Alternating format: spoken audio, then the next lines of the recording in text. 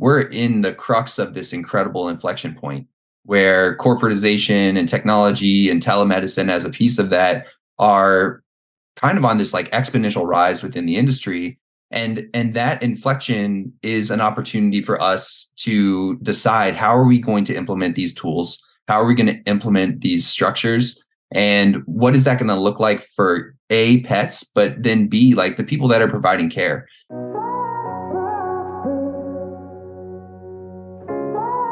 Welcome to Vet Life Reimagined. I love it when I get recommendations for guests for the podcast.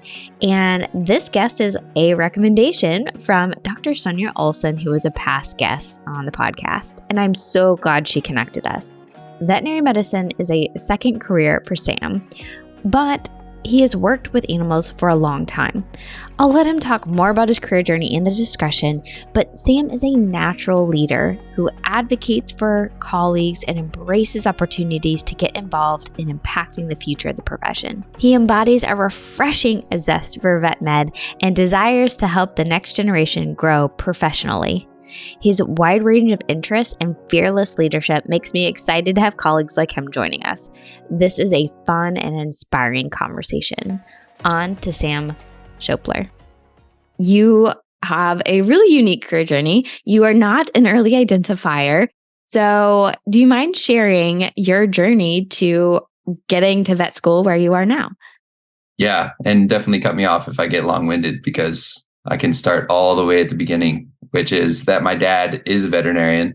My aunt is a veterinarian.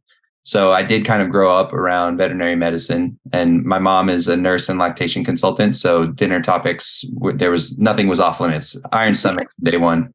But growing up, I just kind of, I guess, rebelliously was like, I'm never going to be a vet. So I never imagined going to vet school. I never imagined being a doctor or anything. I played basketball and really enjoyed sports and didn't really think about academics at all. I actually went to a really small Quaker school in North Carolina called the Carolina Friends School. So we didn't get grades. We were just kind of like, everything was a written evaluation. And so needless to say, I didn't learn how to study very well, because I just basically got away with like coming to class and asking questions and participating. And then my teachers just being like, Sam should apply himself. And I'd be like, I'm going to play more basketball. So when I got to college, I finally, got my butt kicked. And the first couple of years were really rough. First time I'd ever gotten grades. I was just like, oh my gosh, there's so much information. And I remember just really wanting to do well. Sophomore year, I had like taken on a lot. I was playing basketball in college and had joined like every club, because I came from this tiny Quaker school. I was like, oh my gosh, there's all these things to do. So I was on an improv team, sang a cappella, played ultimate frisbee, started a mentorship program, playing a varsity sport, like too many things. But I was like, I really need to do well in school. I'm tired of doing poorly. So I like went to the learning center. And I remember the first time talking to my counselor, and she was like, she was trying to help me with natural history of invertebrates. This class, I had to learn like hundreds of species of beetle. And she was like, Sam, what are you doing to study? I was like, I keep reading the textbook, reading the chapter over and over. It doesn't sink in. Like, I don't know what to do. She's like, have you tried flashcards? And I was like, flashcards? Oh my gosh, like that's genius. I started using flashcards, and what do you know? Like I was able to memorize all these beetles. And I was like writing this paper, and she was like, Sam, like you've got a 10-page paper due on Wednesday. Like what's your approach? And I was like, well, I need to find a topic. And she's like, okay, you need to do an outline. And I was like, an outline? Like that's a great idea. And I came back to her the next day. I was like, I made an outline. It was like filling in the blanks. Like this is so easy. And so learning those skills was like really encouraging. And I was all of a sudden realized that I might be capable of like absorbing information through academia. And then I studied abroad in Madagascar and started doing my research for my thesis. And it was during that time working with doctors that I thought maybe this is a career that could work for me. Like it's a lot of puzzles and problem solving and working with people and animals. And so the thought was go into pediatric medicine, and shouted a bunch of pediatricians, totally dissuaded. Like the human medical system, and particularly the people I shadowed, just really didn't appreciate the way it had changed over the past like 15 years. So then over time, it just went more towards veterinary medicine. And I think, kind of the final ticket, I was graduated from college and had a massive debt of prerequisites to take care of, because I figured that out so late. And living in California, and I found Pet Desk early on. So I was like first hire there outside of the founders pretty much. And so learning the veterinary industry really kind of like gave me an insight into how things worked a little bit differently than they might in practice or in school. So I stayed with that group for a long time, and then ended up going to NC State in 2020 when basically the company got to a size where we could hire smarter people to do the roles that I was doing before. So that's kind of the long-winded version of how I got to where I am now. And so I'm in my third year and just loving every minute of it. Yeah. Oh, wonderful. Okay, I can't let it go because Madagascar is always sounded so cool. So what was your research and what was it like in Madagascar? Well, again, you really got to cut me off. I'd say. So my research, I was looking into aspects of hibernation in this species of lemur. So the dwarf lemurs go into hibernation, and having 97% similarity in their genome to us, it's a really fascinating thing that a primate is able to go into hibernation for 5 to 7 months. So during the active season, these little 400-gram lemurs are, bouncing around in the trees, nocturnal, like just frugivores, and their heart rate's like 260 beats per minute. And then during hibernation, it drops down to like 4 to 6 beats per minute. So, really, really deep metabolic depression. But curiously, during that 5 to 7 months, they're not just flatlined at that 4 to 6 beats per minute with very little brain activity and, just little metabolism in general. They actually go through these spontaneous arousal periods where they'll bring their heart rate up to like 36 beats per minute. Their brain activity will increase, and they'll kind of like stay at that period for a couple hours, and then they'll dip back down into true hibernation for another 5 to 12 days. So that happens throughout their total period of hibernation, and we didn't know why at the time. So my research was looking at whether or not that could have to do with the buildup of secondary metabolites due to just not breathing. They breathe like once every 11 minutes or something. So maybe they're building up lactic acid and they're arousing in order to exhaust that. So I was basically just taking a pinprick, tiny little micro droplet of blood and assessing the lactate levels during different periods of non-spontaneous arousal. And it was really amazing research and super fun to be in the mountains of Madagascar. I got to live there for like 13 months over the span of a year and a half. And living there was really challenging just because it's such an incredibly diverse place, not just in terms of its flora and fauna, but there's a lot of different cultures that exist in Madagascar, and the people are extremely friendly. And it's kind of this, historically, it was the second to last massive body of land that was colonized by humans. Then the last was New Zealand.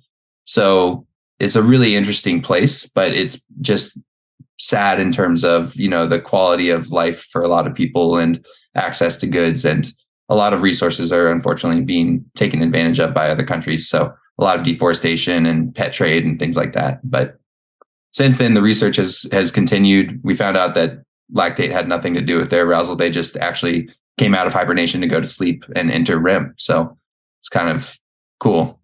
Yeah. Well, wow. It sounds like you learned a lot about not only science, but life and economy and all sorts of things on that trip. I've always advocated for kind of going and exploring different cultures and traveling. So yeah, what a cool opportunity. Now back to Pet Desk. Do you mind sharing a little bit about what Pet Desk is and just kind of like how maybe you got involved and some things that you're excited about with that? Absolutely. So I got involved super just like out of the blue, happened to be living in San Diego. I was decompressing. The 10th floor of my apartment building I was living with my cousin has a hot tub on it. So after a long day of work, I was sitting in the hot tub, ended up chatting with this guy, and he was talking to me about his interests. I was telling him about what I was hoping to do in veterinary medicine. And after like an hour of pruning in the hot tub, he was like, Sam, you're such a weird kid. Like, I want to introduce you to my friend Taylor. He's starting an app company. So literally I slipped my resume under this guy's door and he passed it on to his friend. And then that's how I got hired on at Pet Desk. And so Pet Desk automates marketing and client communications for veterinary hospitals. So integrates with, I don't know how many practice management systems at this point. is basically taking over some of the responsibilities that most vet clinics just don't have time to like necessarily put a lot of effort into. So giving clients chances to book appointments online. There's a loyalty program. We build websites. And so the key that Pet Desk kind of differentiates from other reminder systems is that there's an app. So we've got over 4 million app users now. And that app is something that stays on the client's phone, the pet owner's phone, as a utility in between visits. So one, that's really great because the clinic now has a way to make sure that they're reaching their clients for all their reminders and they're coming back for their appointments. But two, we're building utility for pet parents to be able to, help manage the lives of their pets and keep them healthy for as long as possible. So the mission of the company is to extend pet lives by million years in the next 10 years. And like that would be an awesome, ambitious goal. And we want to have the data to prove it. So now that I'm in school, a lot of what I'm doing is just tacking on to specific projects. My title's Veterinary Alliances Director, but I don't do too much with that anymore. I'm pretty much just on individual projects that I think are beneficial. So we've got an equity scholarship with several schools that I think is really awesome. We've got an advisory council that I need to be more involved with. And then, just some projects around how to, I guess, help pet parents understand and navigate the wild world of veterinary medicine, kind of from the layman's perspective. So I'm really excited about that. Yeah. Yeah. Well, and by the way, vet school is a full-time job too. So don't be too hard on yourself. But what a unique perspective. So one of the things that really it's hard to teach and learn about in vet school is working with clients and understanding client needs and communicating with them. And that's, it sounds like that's one big thing that Pet Desk does. So what is something that you have learned through working with Pet Desk, just that you don't think maybe a lot of other veterinary students might know, especially about clients, but anything in general that you've learned from that? Well, I think the biggest thing, having kind of this dual perspective in school, like I've really appreciated the fact that a lot of my expertise isn't clinical coming into vet school. I actually haven't worked in that many vet offices, and I've done research in Madagascar, but again, that's kind of niche.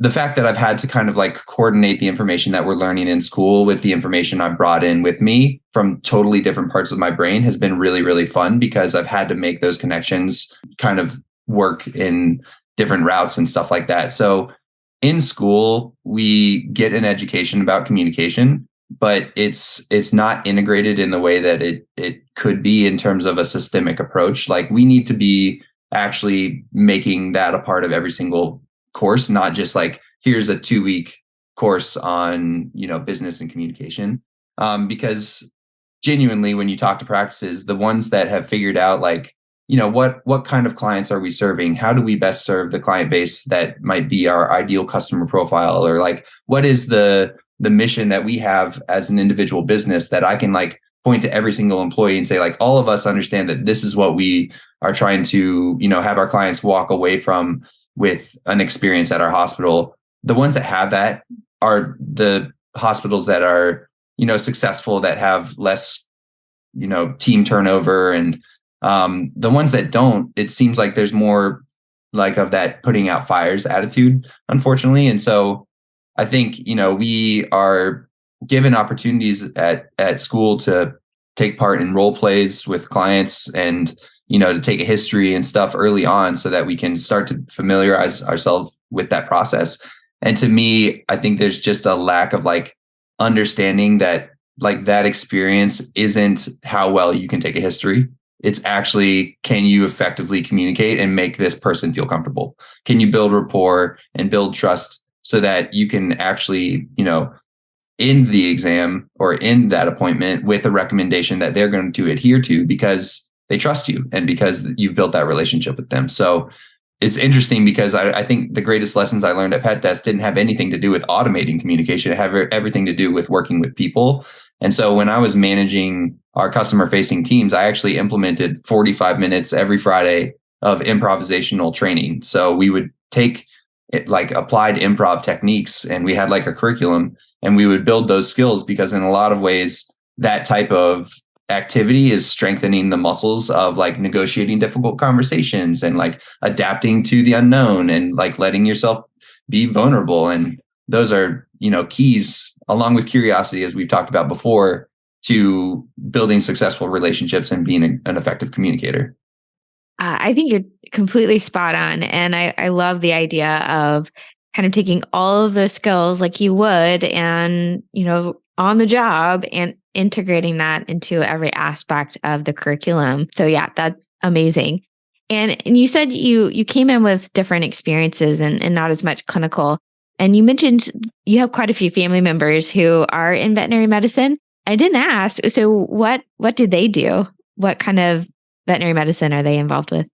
I feel like I should always give a caveat whenever I talk about my experiences in Madagascar and say, like, just know that I have no autonomy and I'm not original, because my dad worked at the Duke Lemur Center for 20 years and was the head veterinarian of the Duke Lemur Center. So I always feel like I need to justify like my own experiences by saying when he started, I was like 15 and I went with him on one of his first expeditions over to Madagascar as a research assistant. So that's where I kind of caught the bug for Madagascar, and then ended up applying to study abroad there and petitioning the school to let me go. But so my dad is a wildlife veterinarian by training, and then he got his PhD in epidemiology from UNC, and then was head veterinarian at the Lemur Center up until I guess it was just a year and a half ago he retired. And then my aunt worked at several practices in the Triangle area and did relief, and she just retired this last year too. So unfortunately, there's no opportunity for nepotency at the Lemur Center. I'm going to have to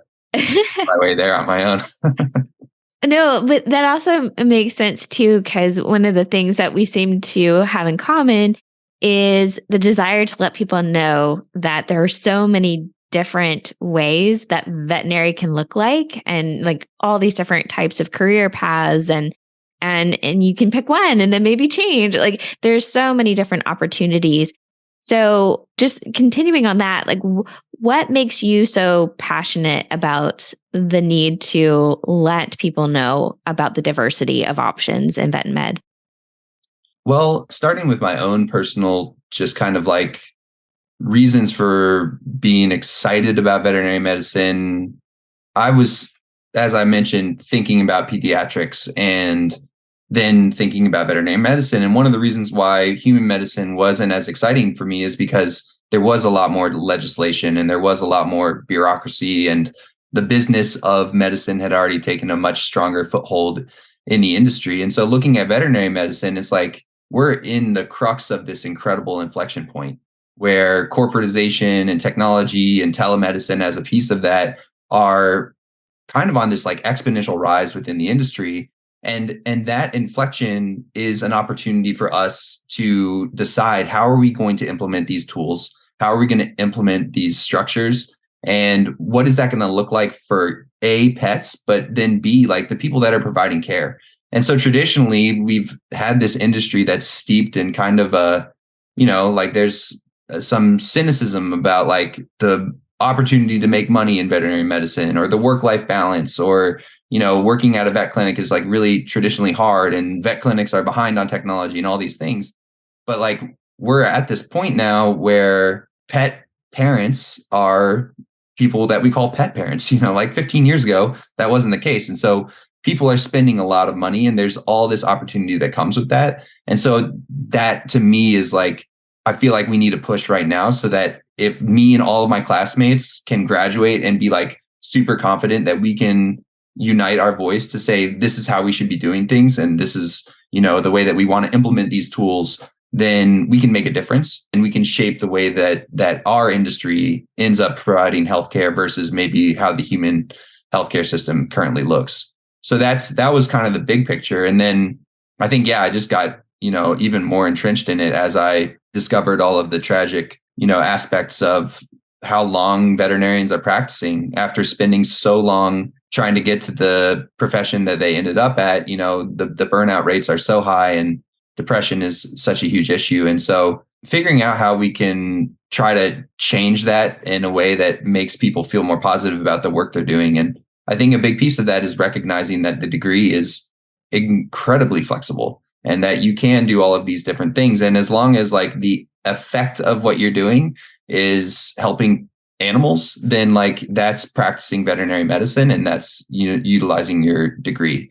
And I think, it's just easy to fall into like, well, if you're not hands-on patients every day cutting and sewing, then, then that's not being a real vet. But the reality is, especially as we have the chat GPTs and, other tools come into our profession, like we're going to be utilizing these different threads of information and diagnostics and just distributing that to maybe laymen or other professionals. And that's going to be more and more a part of our job. And so I think understanding that we can be more flexible with our degree than practicing hands-on medicine every day is one step. And so I've just tried to figure out ways that I could try to, build community in a sense that we have this like lasting, I guess, just network of individuals where we can lean on each other and try to figure out how to put the right people in positions to lead this next phase of our awesome profession. Yeah.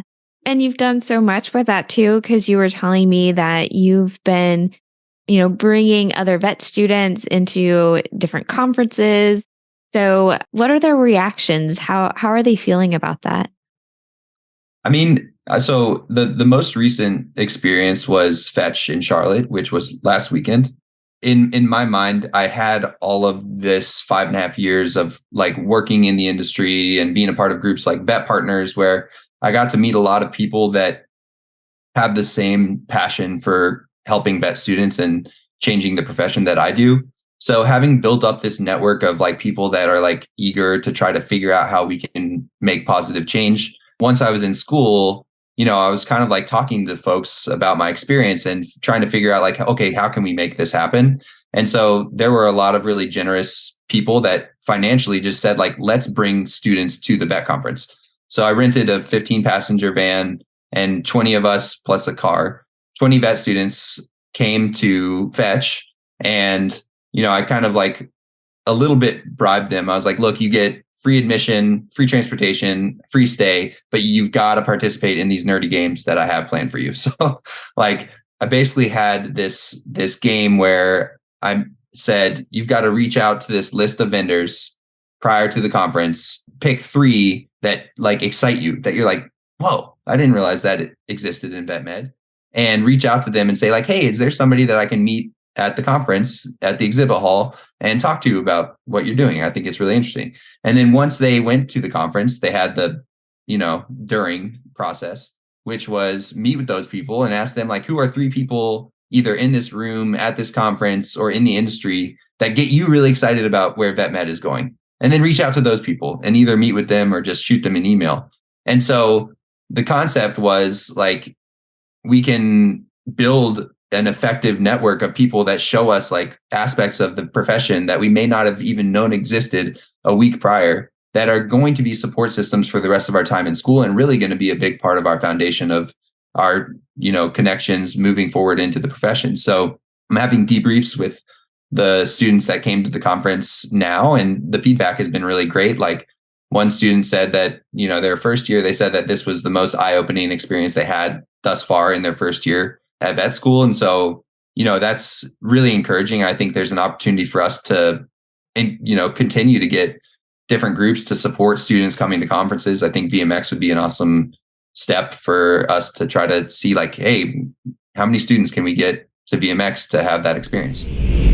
Hey, thank you for watching Vet Life Reimagined. This is still a growing channel on YouTube, so liking the video, subscribing to the channel, leaving comments, and sharing the show all go a long, long way right now, and it is all seen and appreciated. Now, back to the conversation. First of all, you're so wise. This is such a cool idea. But especially because you specifically emphasized finding something that excites you about the profession. So what are you hearing there? What's exciting that's kind of coming or happening in the profession that you're hearing? Well, I'm not sure about specifically, but I do know that I did something similar at VMX where I encouraged several classmates of mine to get down to the conference. And basically they, now one of them is like super interested in how AI has influenced radiology. So they've changed kind of their whole like focus in school. They've started like working with different groups. They did an externship that was like business related externship over the summer, got introduced to all of these entrepreneurial veterinarians. And now when they show up at NCVC, they like know half the people in the room, and, they're like super excited about even helping put on a conference that's centered around the use of AI in these different imaging modalities. And so it's just incredible to see, like, that's just one case example of like, obviously you put vet students in vet school and they're going to kick butt. If you put vet students in a vet conference, they're going to kick butt. And so it's just awesome to see how, that genius is just playing out in terms of like making those connections and doing their research and, coming up with novel ideas. And it's like super encouraging to see that. So I think that's probably the most filled out example since that started last year rather than a week ago. But yeah, I'm really excited to learn more and, try to facilitate whatever connections that I can personally. I know that we'll be trying to do the same thing again next year. Yeah. Well, and I hope we can spread this word and people will reach out and offer to help sponsor and maybe have different events and activities as well for other vet students. So we haven't yet talked about what are you thinking about doing your third year? It's coming up. Do you have any ideas of what you would like to do after vet school? Well, I do have ideas, but clinical rotation starting in a little over a month. I really want to make sure that I don't bring any of my perceived intelligence or bias into the next, 24 rotations of like basically novel experiences to me. The fact that I haven't had a ton of clinical experience, I want to make sure that like if I fall in love with eyeballs, then like cool, like maybe I'll go into ophthalmology. But if I were being realistic, I think that I probably won't end up specializing. I love the idea of being a generalist and being able to communicate with pet parents on a like longer timeline and being able to work with families. I would love to be able to work with children in some capacity.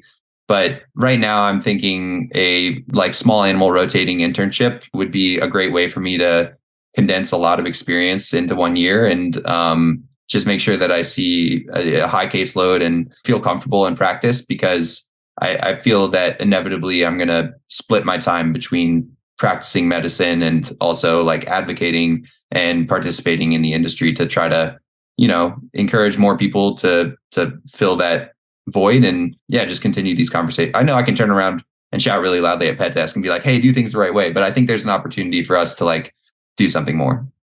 Yeah, absolutely. So I'm also really curious. You started saying, I don't want to do what my parents have done. I want to not do vet med. And then here you are in vet school. Did your dad have any thoughts about the change of heart? Oh, he was stoked, of course. Yeah, he was super excited. And I honestly, I would be flattered if I could be like my parents. I adore them. And I think it's funny that I ended up, following in their footsteps. But no, I really appreciate where I am and what they've done. So I would love to be able to work with my dad one day. I'm not sure that he'll practice medicine, but if we can figure out something to do together, that would be awesome. And, back to what we were talking about, there's so many different ways to impact the profession, whether it's fellow colleagues, encouraging students. And that's not being in a clinic, with a stethoscope. But it's so important that those roles are to continue growing this profession to be better and better, bringing in the technology and all the different things. I loved your attitude about working with your classmates to really use your voice and your actions to create the veterinary medicine that you want to see in the future. So I'm excited about it as well. It's people like yourself that just continue to get me excited about this profession. So thank you for everything that you do. Anything else that I should have asked or that you would like to share with the profession? No, I don't think so. I feel like we covered a lot of things that I normally don't get to talk about, which is fun. Yeah, I think mainly I just genuinely want to connect with people that are like-minded and want to do the same things. And I really believe in this profession. And I'm looking forward to talking more with folks. And like, I'm on the planning committee for the Veterinary Innovation Summit next year. So I think, that's an awesome conference that historically has really probed a lot of these questions. And I think it should be a good chance for some great discussion. So people should look forward to that. But yeah, outside of that, just come to Raleigh and hit me up. Sounds great. Okay, so your final 4 questions. The first one is, what is something people may get wrong about you? I don't know.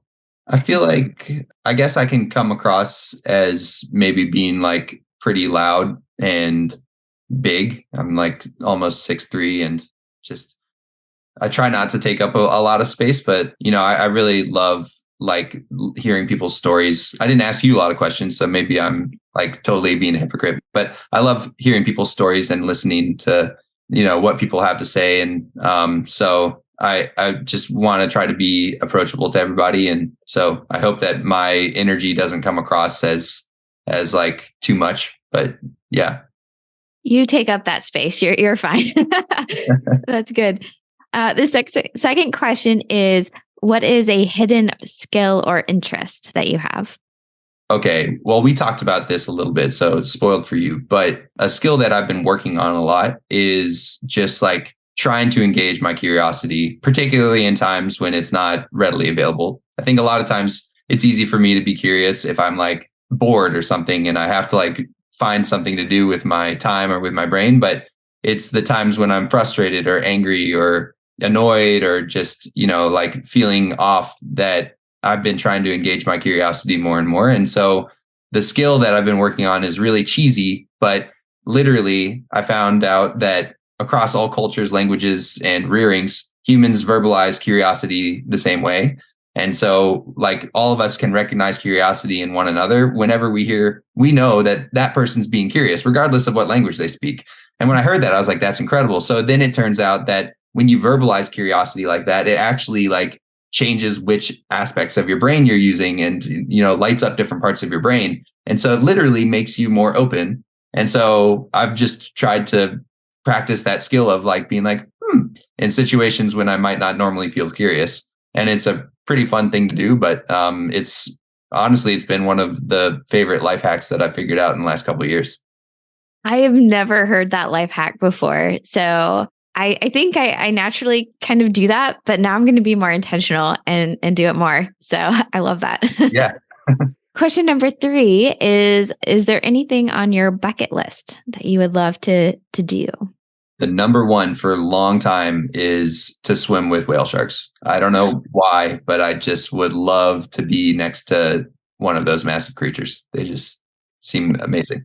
Have you been to the Atlanta Aquarium? I just got my German citizenship. And so I had to go down to the consulate and got to visit the aquarium while I was there. It doesn't count. I want to be in the water. Right. But there is an opportunity, maybe. Yeah. That was incredible. Very cool. And finally, what is something you're most grateful for? Right now I'm feeling really grateful for my dog, Abigail. She's snoring behind me. She's turning 11 tomorrow. I know our dogs have the same birthday, but I think in a more serious way, I'm just very, very grateful for all of my, community here in Raleigh and the community that I have out in Fort Collins and the people that have helped me, be the person that I am. I'm in this kind of liminal space of being in school and juggling a profession. And that can be a little bit intimidating because maybe I like lost what I had when I was working and maybe I spent too much time working in school and I won't be a great veteran. There's all these voices chattering, but I feel really grounded in the relationships that I have with all the people in our profession and just in general. So super grateful for that. I also live with my brother and his wife, which is an amazing opportunity that I know I'll treasure forever. This has been the Vet Life Reimagined podcast. Whether you are listening or watching on YouTube, I hope you enjoyed this conversation. Please make sure you are subscribed to catch all these amazing people in our profession. Also, send this episode to someone you think who would appreciate it. Have a recommendation for someone who would be a good guest? Please reach out on LinkedIn, Instagram, or Facebook. There aren't that many Dr. Sprinkles. Until next time, Vet Lifers.